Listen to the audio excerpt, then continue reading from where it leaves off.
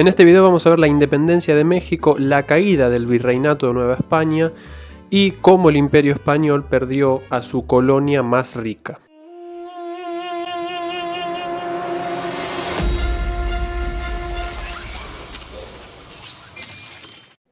Te invito a que te des una vuelta por este canal El Curso del Imperio, a que mires algún video y si te gusta que le des like, que te suscribas al canal para no perderte ninguno de los próximos. ¿Qué tal amigos? Vamos a hablar de la independencia de México, la colonia más rica de España dentro del virreinato de Nueva España. En esta parte del continente la riqueza la generaba la agricultura, la ganadería, la minería y el comercio. El 80% de la población trabajaba en la agricultura, que generaba el 40% de la riqueza. La minería generaba el 10%, pero este sector era importante porque desde acá alguien podía tener acceso a la nobleza o a los altos cargos. El comercio era muy fluido, estaba bajo monopolio español y tenía grandes restricciones como impuestos a la importación, a la exportación y a la importación de productos europeos no españoles que se tenían que importar mediante España. El monopolio más notorio se daba en el tabaco, la pólvora y el mercurio. En la configuración social encontramos, debajo de todo de la pirámide, a las castas y a los indios, que eran el 82% de la población. Eran trabajadores y productores, en su mayoría rurales, sujetos a impuestos, tributos, diezmos y oprimidos por los obrajes, haciendas y minas. Vivían segregados legalmente y además sufrían la peor parte siempre en las hambrunas, las sequías y en la suba de precios. Por encima de ellos había una clase media o pequeña burguesía. Eran pequeños comerciantes, hacendados medios, mineros no muy ricos, oficiales de milicia, etc. Eran en general ilustrados. Se formaron en el siglo XVIII y eran muy conscientes de su imposibilidad de acceso a los cargos en la administración o a un comercio más libre. Esto era motivo de tensión entre los blancos coloniales. Ellos creían en el mérito y no poder acceder generaba resentimiento. Por encima podremos encontrar a los criollos de la élite mexicana. Eran mineros, comerciantes, hacendados, propietarios agrarios, tenían riqueza y algunos eran nobles en la corte española, pero no accedían a los cargos más altos en la administración colonial, tampoco a los cargos políticos ni religiosos. Un solo obispo era criollo en esta época, y además corrían riesgo de perder su riqueza. Por encima de todos estos están los peninsulares.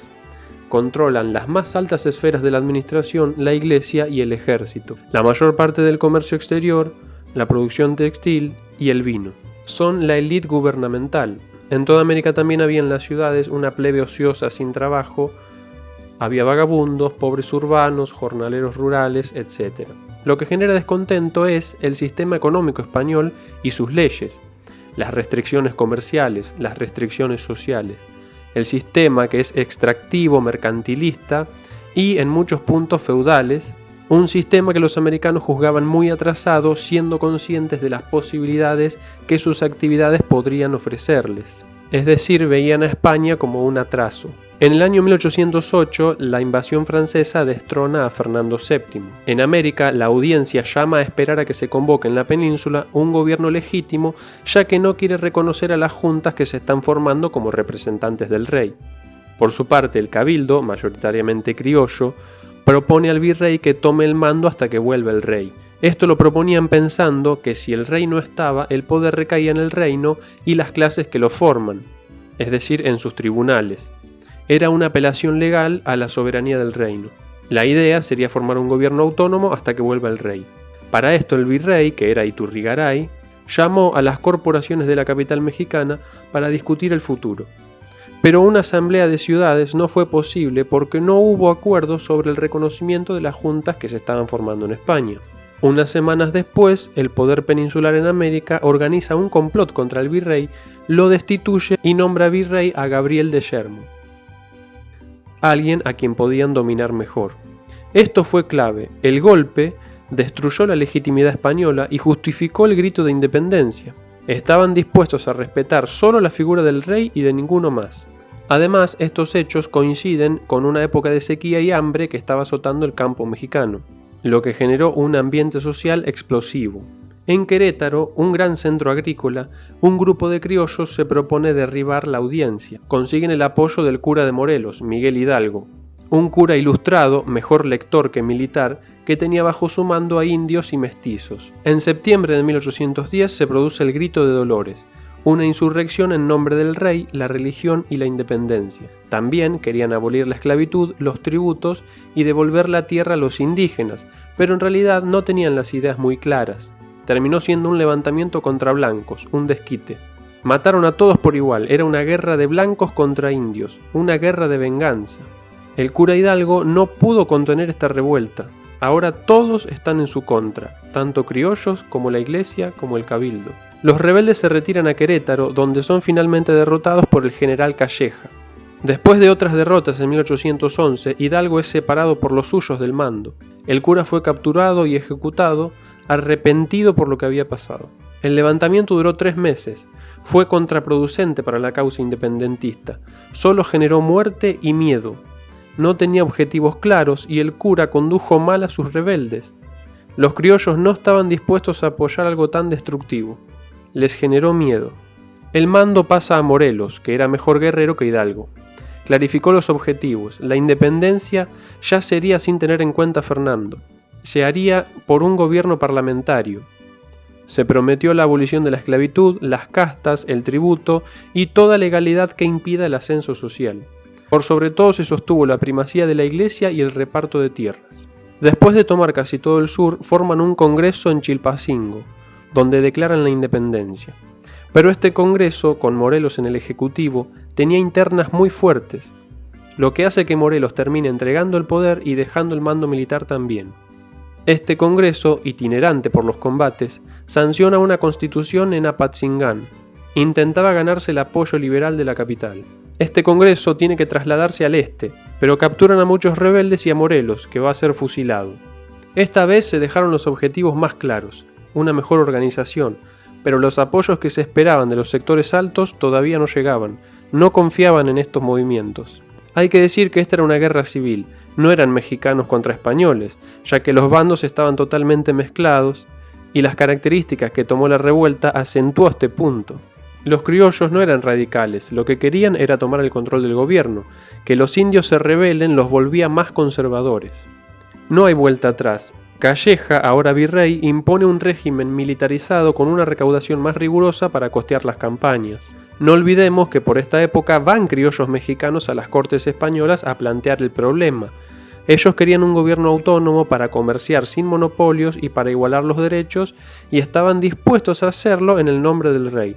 Pero las cortes se lo negaron. El monopolio de Cádiz era importantísimo para España y a México la consideraban una dadora de metales. Tampoco hay que olvidar que en 1812 en España se declara una constitución liberal. Esa constitución y las reformas liberales que llegaban desde la península ponían al virrey en una posición comprometida porque no aplicaba las reformas en América, como por ejemplo eran la libertad de prensa, algo que no se aplicó en América al principio e irritó a mucha gente.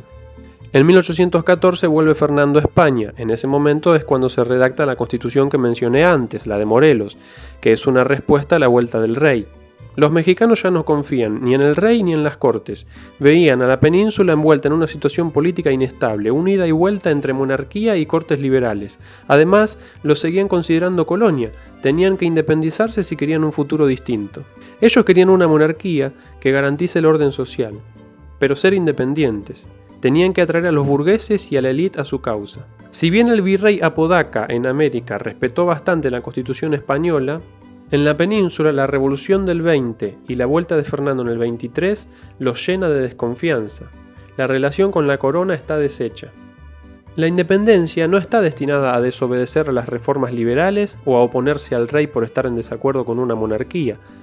Lo que genera la independencia es la inestabilidad de la península, el impedimento que representa para el desarrollo mexicano el peso de España, el sentimiento de que pueden valerse por sí mismos, el hecho de que todos en España los consideran colonia, sea el rey o las cortes liberales. Tampoco es por ser conservadores y no querer una constitución. El control español ya no puede sostenerse en América. Llegamos a 1821. Un militar realista se rebela por el nulo reconocimiento de España a los militares por sus servicios y proclama el Plan de Iguala. Este militar era Agustín Iturbide. Propone monarquía católica independiente. A pesar de todo, se invita a Fernando o algún miembro de la Casa Real a ocupar esa monarquía. No aceptan. Unión con los españoles, España considerada la madre patria, respeto absoluto por la Iglesia Católica Romana. Eran otros puntos del plan.